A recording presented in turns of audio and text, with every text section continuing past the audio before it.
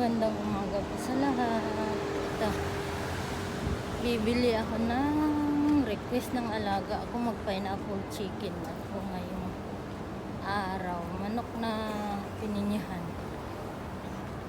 Bago ako punta sa tindahan, kunin ko yung cellphone na pinaayos ko, yung luma.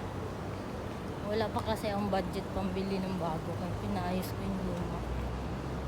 Itong cellphone na kasing to, sira na yung speaker at saka basag-basag na yung likod. Gusto ko nga rin ipaayos to, kaso lang matagal daw.